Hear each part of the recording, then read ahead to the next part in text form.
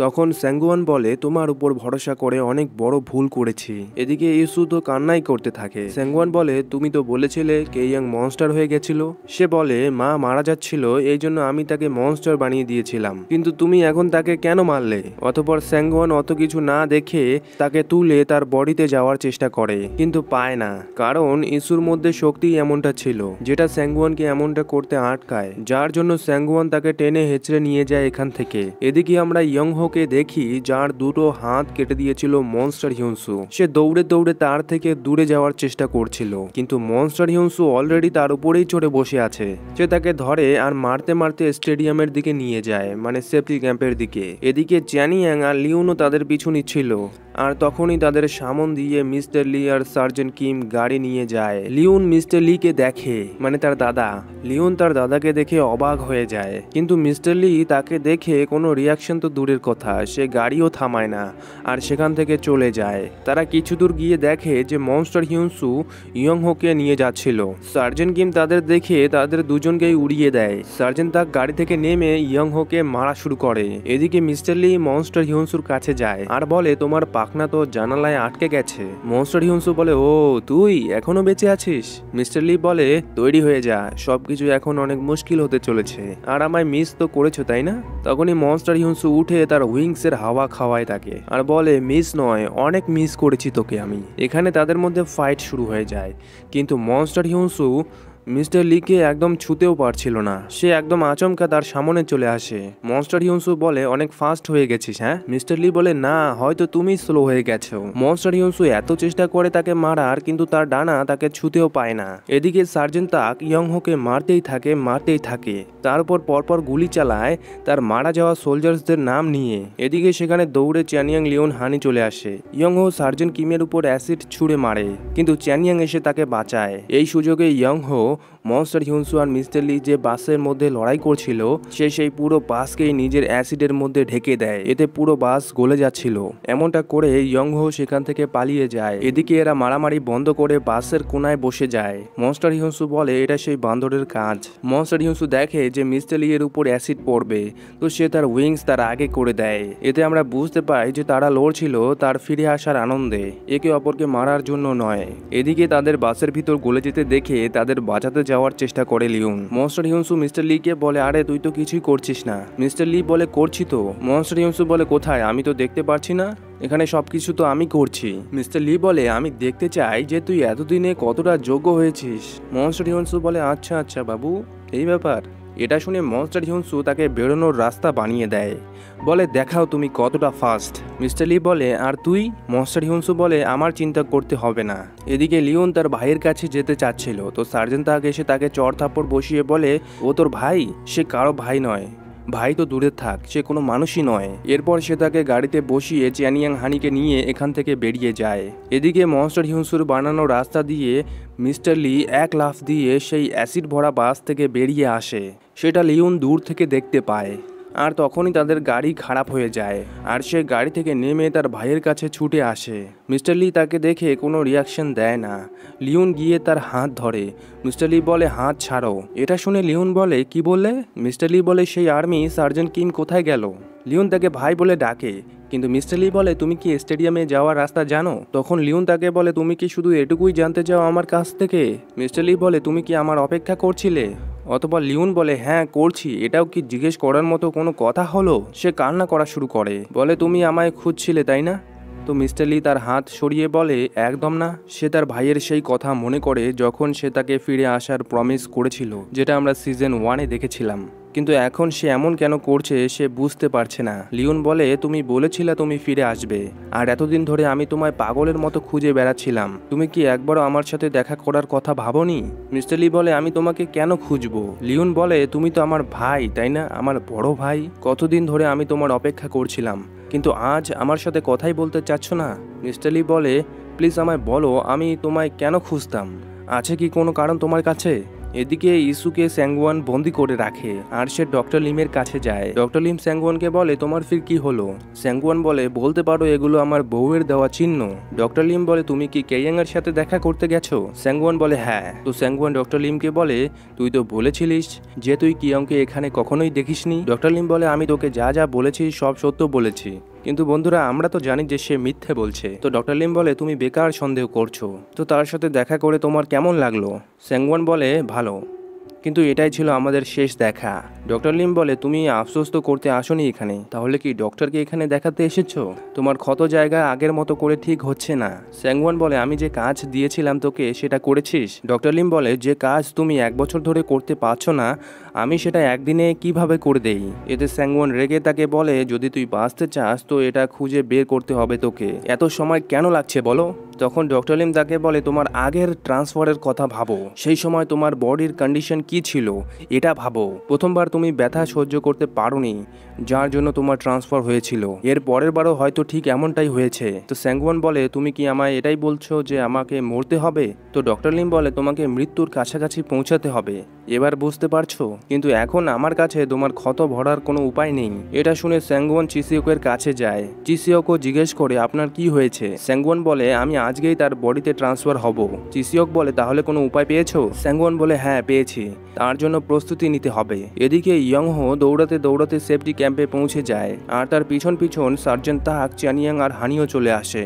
যেখানে চিসিওক ইয়ংহোর এই অবস্থা দেখে সবাই সেখানে ঘাবড়ে যায়। তারপর স্যাংওয়ান তাকে জিজ্ঞেস করে তোমার এই অবস্থা কে করেছে? সে বলে আমার এই অবস্থা করেছে হিয়নসু, কিন্তু আমি তাকে একদম শেষ করে দিয়েছি। স্যাংওয়ান বলে সত্যি?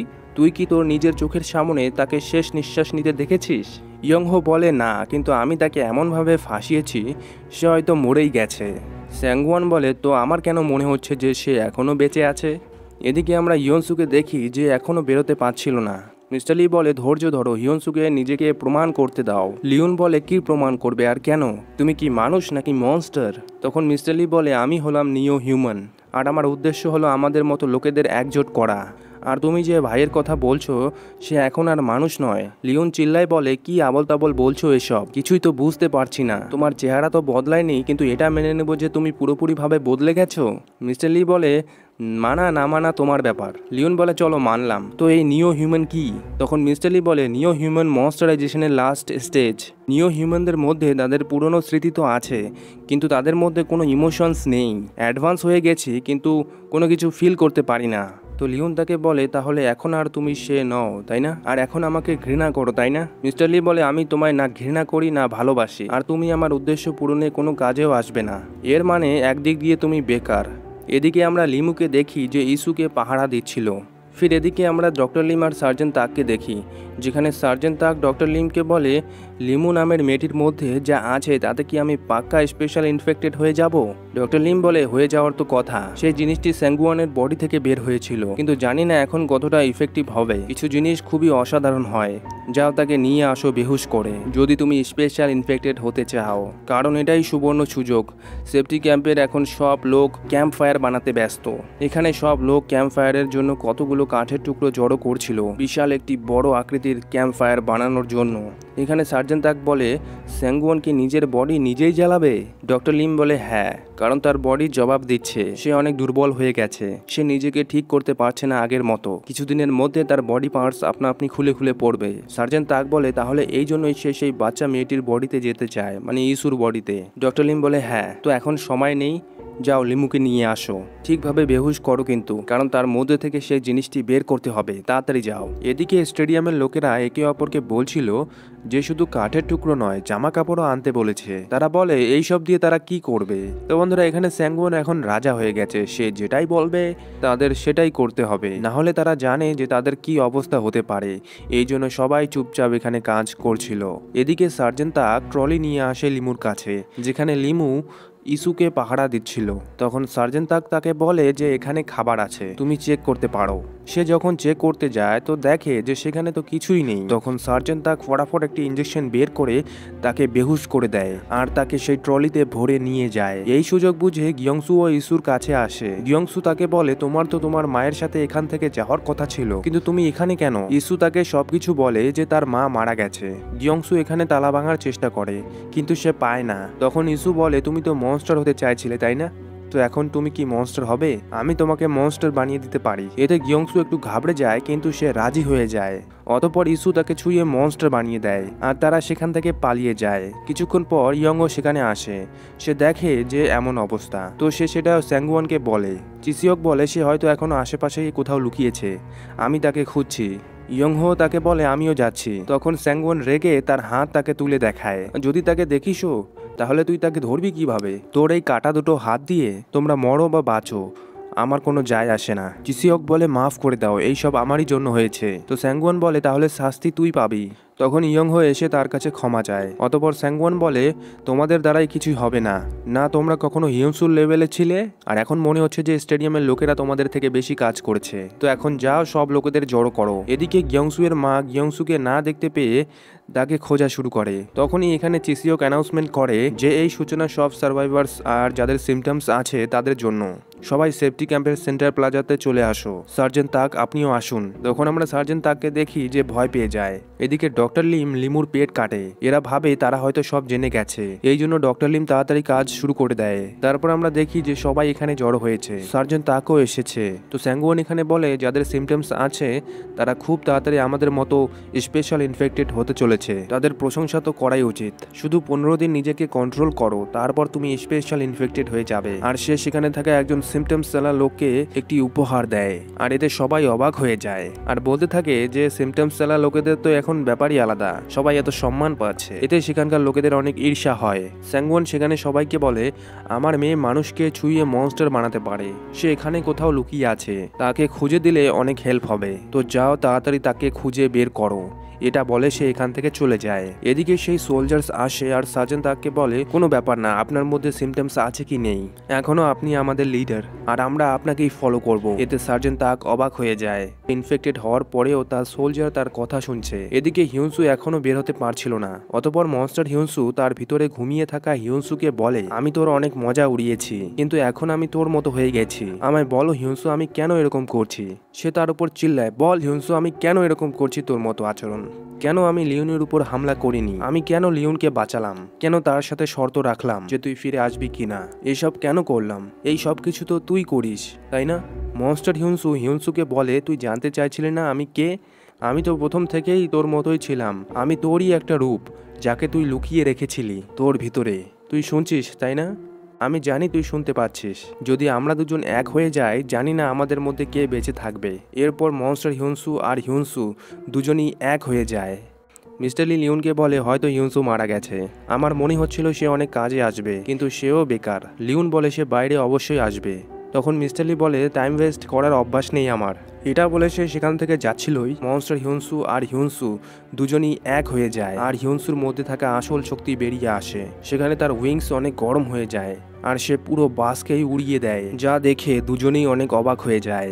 আর সে সোজা গিয়ে মিস্টার লিকে উইংসের একটা টুকরো দিয়ে দেয় আর বলে আমি একটা কথা পরিষ্কার বলছি, প্রতিবার আমি তোমার হেল্প করেছি, এবার তোমার পালা। সে লিওনকে বলে তুমি জিতে গেছো। লিওন বলে তুমি কি হিউনসু?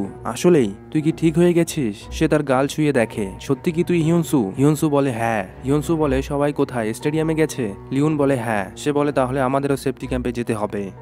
হিউনসু মিস্টার লিকে বলে আমার এই উইংসের টুকরো রাখতে পারো, কত আর পালিয়ে বেড়াবে, লড়াইয়ে অনেক কাজে আসবে। এটা বলে তারা সবাই সেফটি ক্যাম্পের দিকে এগোতে থাকে। যেখানে চলতে চলতে লিওন তার ভাইকে তাদের পুরনো দিনের কথা বলতে থাকে, তাকে মনে করিয়ে দেওয়ার জন্য। তখন লিওন একটি প্লেগ্রাউন্ড তাদের সামনে আসে। লিওন তাকে বলে তোমার মনে আছে আমরা যখন লুকোচুরি খেলতাম, তুমি এমন জায়গায় লুকাতে আমি তোমাকে খুঁজেই পেতাম না আর তোমাকে না পেয়ে কান্না করে দিতাম। তখনই পাশের বাড়িতে থাকা একটি কুকুর আমার পিছনে পড়ে যায় আর তুমি ছুটে চলে আসো আমাকে বাঁচানোর জন্য। মিস্টার লি বলে সোজা পয়েন্টে আসো, কি বলতে চাও? লিওন বলে, এগুলো তো স্মৃতি তাই না, তো এগুলোর সাথে জুড়ে থাকা ইমোশনও চলে আসবে তোমার মধ্যে।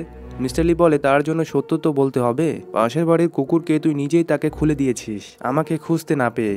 এটা শুনে লিওন সামনে এগোয়, যেখানে লিওন হিউনসুকে বলে, আমি অনেক খুশি যে তুই আর লি ফিরে এসেছিস।